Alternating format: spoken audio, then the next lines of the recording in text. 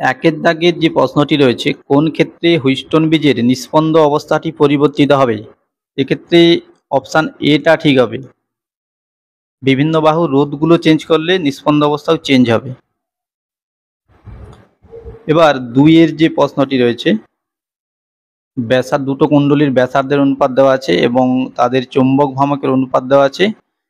তাহলে চৌম্বক ভ্রামক সমান কি হয়? I ইন্টু এ।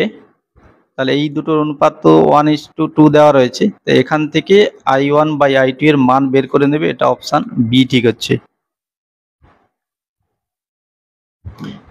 এবার 3 এর যে অঙ্কটি রয়েছে, দুটো সমান্তরাল তার রয়েছে যাদের মধ্যে বল F, আর প্রতিটি তারের প্রবাহ দ্বিগুণ ও মধ্যবর্তী দূরত্ব 3 গুণ করা হয়, তাহলে তাদের মধ্যে ক্রিয়াশীল বল কত হবে?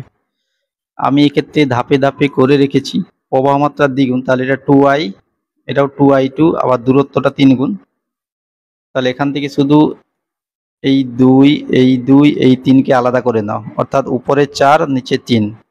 তাহলে এটা দেখো, এটা আগের মানটা অর্থাৎ F। তাহলে 4-এর 3 ইন্টু আগের মানটা, তাহলে এটা অপশান বি ঠিক হচ্ছে।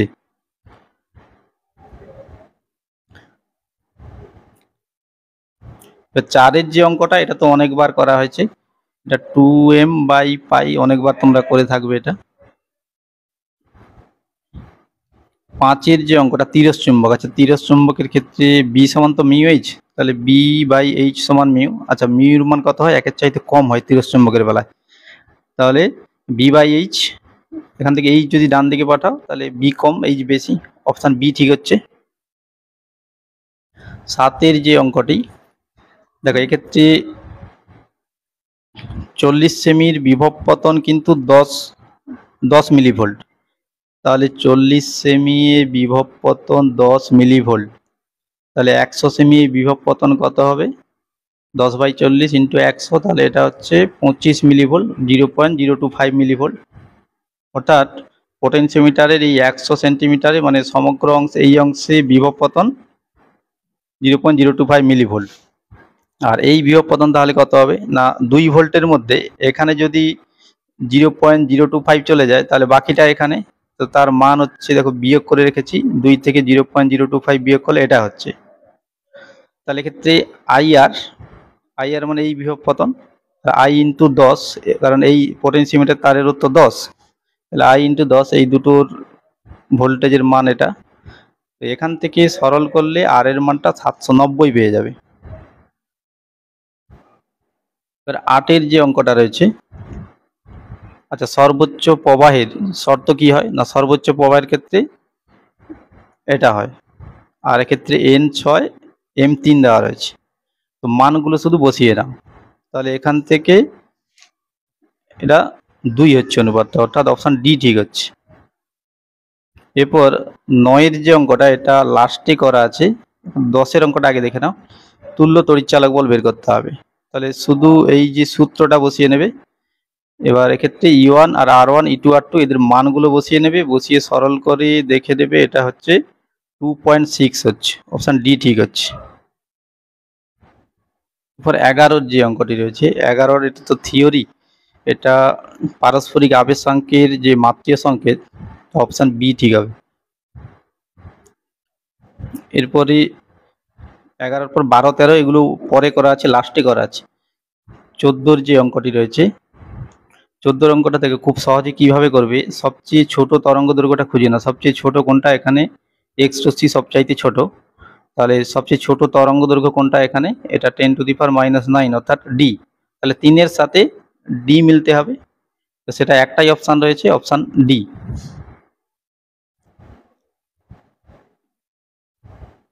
এবার 15-র দাগের যে অঙ্কটা, তড়িৎচুম্বকীয় তরঙ্গের বেগের কি সূত্র হয় না, বেগের সূত্র এটা হয়, তো মিউর মানটা এটা, আর এপসাইলন নটের মানটা এটা, তো এটা অপশান সি ঠিক হচ্ছে। এবার 16-র যে অঙ্কটা, মোট ফ্লাক্সের মান বের করতে হবে না, ফাই সমান তো ই ডট এস, তাহলে এখানে ই এর মান দেওয়া রয়েছে, আর এক্ষেত্রে এস ভেক্টরটা কিন্তু 4i ক্যাপ, ক্ষেত্রফল কিন্তু 4 হবে। এক্ষেত্রে বাহুর দৈর্ঘ্য যদি 2 হয়, তাহলে ক্ষেত্রফল 4 হবে, তাহলে এটা 4। ওয়াইজেড তল হলে i ক্যাপ, তাহলে এটা 12 হচ্ছে। এবার 17-র যে অঙ্কটা, দুটো সমান্তরাল পাঠধারকের পাদ্যের মধ্যে, আচ্ছা পাদ্যের মধ্যবর্তী মাধ্যমের পরাবৈদ্যুতিক ধ্রুবক 2, ধারকত্ব 3, মধ্যবর্তী দূরত্ব দ্বিগুণ করছে আর ফাঁকা স্থানে কে সমান 4 পরাবৈদ্যুতিক ধ্রুবকের একটা প্লেট প্রবেশ করানো হচ্ছে। তাহলে ধারকটির ধারকত্ব কত হবে?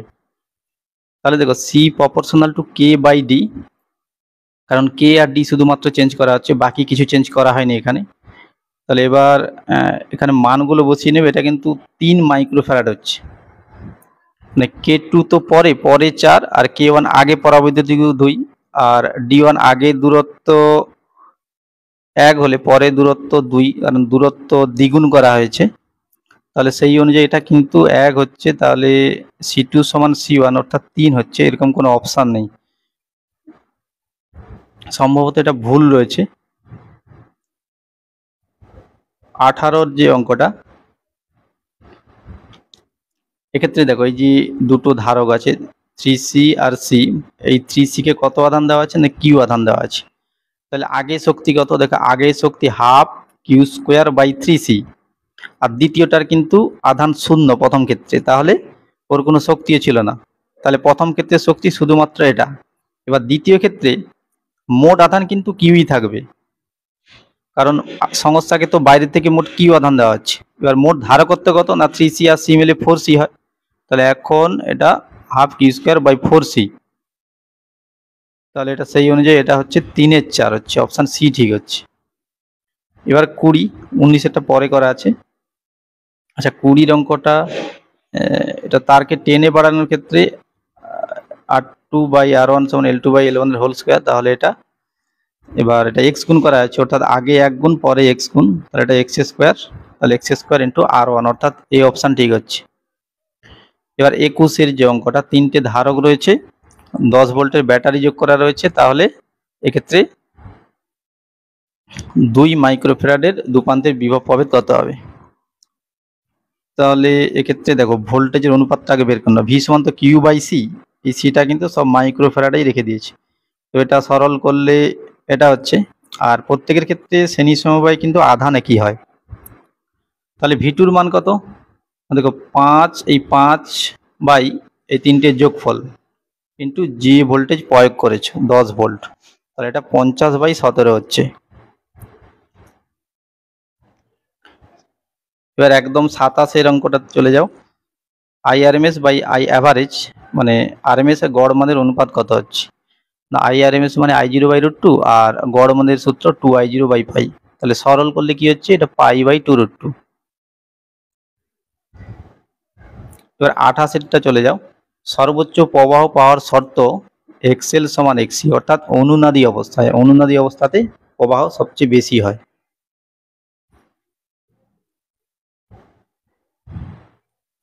30 যে অঙ্কটা রয়েছে, এটা একদম খুবই সহজ অঙ্ক। E সমান -dφ/dt, তাহলে dφ/dt এর মান এটা, t এর মান 1 বসিয়ে নেবে, তাহলে এটা -7, আর r এর মান, রোধের মানও 7 দেওয়া রয়েছে, তাহলে I সমান E/R, 7/7, অর্থাৎ এটা 1 অ্যাম্পিয়ার হচ্ছে।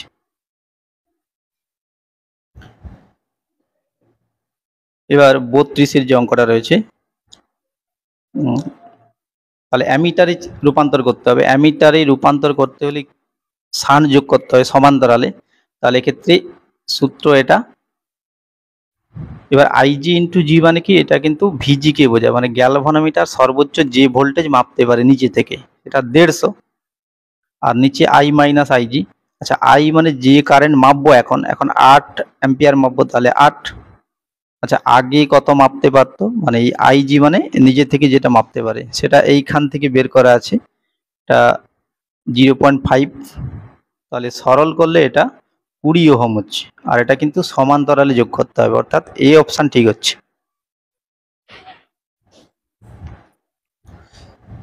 এবার 33 যে অঙ্কটা, এটা পুরো বৃত্ত হলে μ0I/2R হতো, আর যেহেতু এটা অর্ধবৃত্ত, অর্ধের জন্য নিচে 4A হবে। 35 যে অঙ্কটা রয়েছে,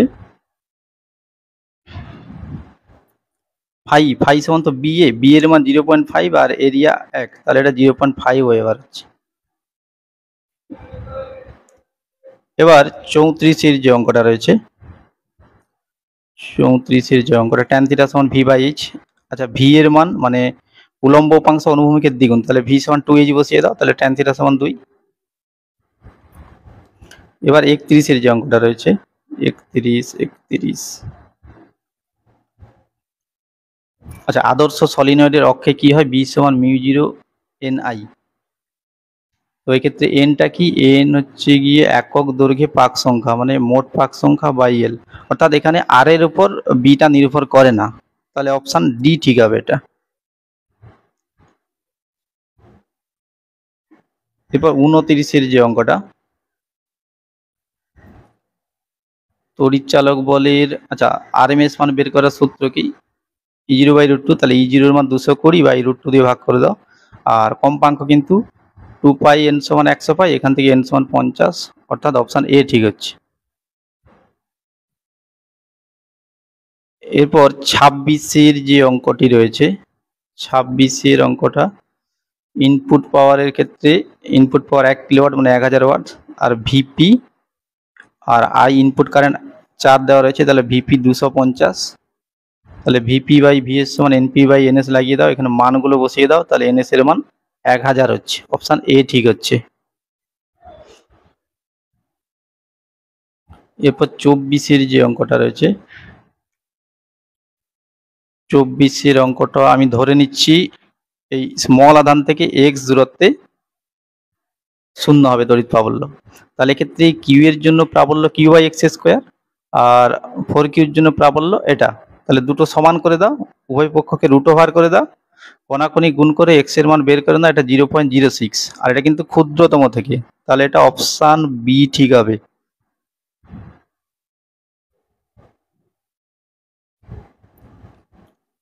এবার 25 যে অঙ্কটা রয়েছে 25, এটা কিন্তু এ বিন্দুতে তড়িৎ ক্ষেত্র প্রাবল্য বেশি হবে, কারণ যেখানে বলরেখার ঘনত্ব বেশি সেখানে তড়িৎ ক্ষেত্র প্রাবল্য বেশি হয়, তাহলে অপশান এ ঠিক হচ্ছে। এবার 32 যে অঙ্কটি রয়েছে,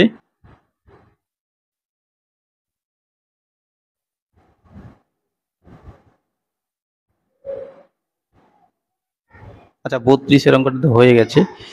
এবার 22 যে অঙ্কটি রয়েছে, 22 পাতের নিকটবর্তী বিন্দুতে সব জায়গাতে তড়িৎ ক্ষেত্র কিন্তু একই হয়, সিগমা বাই 2f sin0, অর্থাৎ এক্ষেত্রে অপশান ডিটা ঠিক হচ্ছে।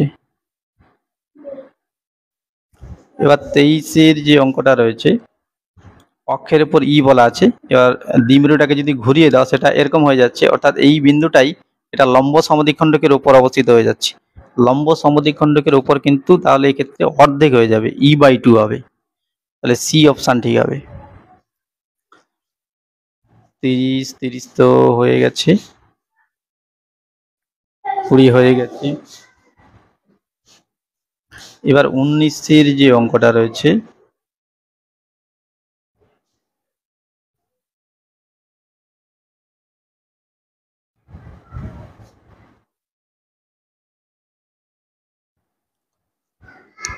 বিবৃতি একে বলা আছে বিভব প্রভেদ দ্বিগুণ করা হলে তড়িৎ প্রবাহ ঘনত্ব দ্বিগুণ হবে। আচ্ছা তড়িৎ প্রবাহ ঘনত্ব সমান আই বাই এ, আবার আই মানে তো ভি বাই আর, তাহলে ভি বাই আর নিচে একটা এ রয়েছে, তাহলে যদি ভোল্টেজ দ্বিগুণ করি, ভোল্টেজ দ্বিগুণ করলে যে দ্বিগুণ হবে, অর্থাৎ বিবৃতি 1 ঠিক রয়েছে। বিবৃতি 2 কি বলা আছে না, ভোল্টেজ দ্বিগুণ করলে বিচলন বেগ অর্ধেক হয়ে যাবে, তাহলে যদি ভোল্টেজ দ্বিগুণ করি, আচ্ছা বিচলন বেগের সূত্র তো এটা, আচ্ছা এক্ষেত্রে এন ই এ এইগুলোর কিন্তু কোনো চেঞ্জ হচ্ছে না, ভোল্টেজ দ্বিগুণ করলে তো আই দ্বিগুণ হবে, তাহলে ভিডি দ্বিগুণ হবে, মানে বিচলন বেগ দ্বিগুণ হবে, কিন্তু এখানে বলা আছে অর্ধেক হবে, তাহলে 2 ভুল। তিন বিবৃতিতে কি বলা আছে না, প্রস্থচ্ছেদ দ্বিগুণ করা হলে তড়িৎ প্রবাহ ঘনত্ব কমে যাবে। আচ্ছা এক্ষেত্রে তড়িৎ প্রবাহ ঘনত্ব যে সমান তো আই বাই এ, আই মানে আবার ভি বাই আর, আর এর রাশিমালাটা বসিয়ে দাও, আর সমান রো এল বাই এ, তাহলে এ কেটে দাও, তাহলে ভি বাই রো এল, এক্ষেত্রে রো এর কোনো চেঞ্জ হচ্ছে না, এল এর কোনো চেঞ্জ হচ্ছে না, ভোল্টেজও কিছু বলা নেই, ভোল্টেজ এক্ষেত্রে একই আছে, তাহলে যে একই থাকবে, তাহলে বিবৃতি 3 ভুল, তাহলে এক্ষেত্রে একমাত্র 1 নম্বরটাই ঠিক, মানে অপশন বি ঠিক হচ্ছে।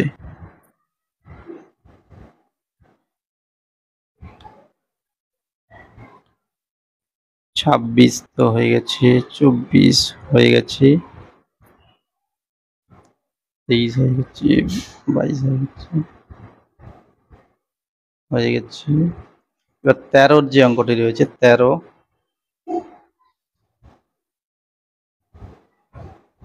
E/B = C সূত্র লাগিয়ে দাও।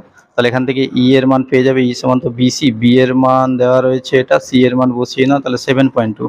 এবার দিক বের করার জন্য এই সূত্র, B এর দিক বলা আছে কে ক্যাপ, আর যাচ্ছে x অক্ষ বরাবর I ক্যাপ, তাহলে এটা অবশ্যই J ক্যাপ হবে, অর্থাৎ অপশন A ঠিক হবে।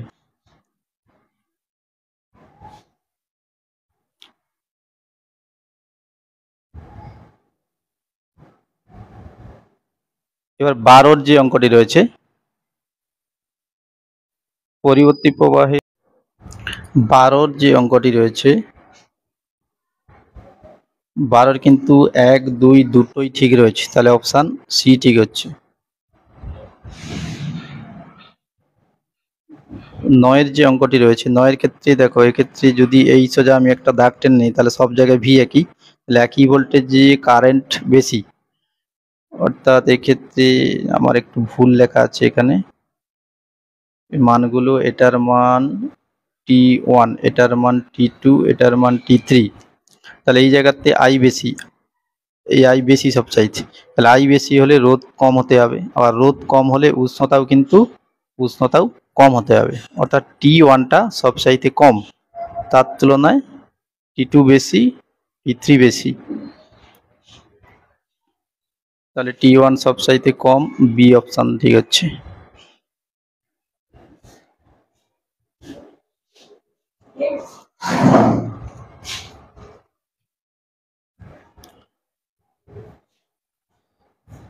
ছয়ের দাগের যে অঙ্কটি রয়েছে, এক্ষেত্রে দেখো কারেন্ট কিন্তু এই পথে এসে চলে যাবে, অর্থাৎ 5 ওহমের কোনো কাজ নেই, তাহলে এই 2 ওহম 2 ওহম সমান্তরাল, 2 2 মিলিয়ে হয় 1, আবার সেই 1 এই 2 মিলিয়ে হচ্ছে 3, সেই 3 এই 3 এই 3, তিনটে সমান্তরাল, তাহলে তিনটে 3 মিলিয়ে হয়ে যাচ্ছে 1 ওহম, তাহলে এক্ষেত্রে অপশান বি ঠিক হচ্ছে।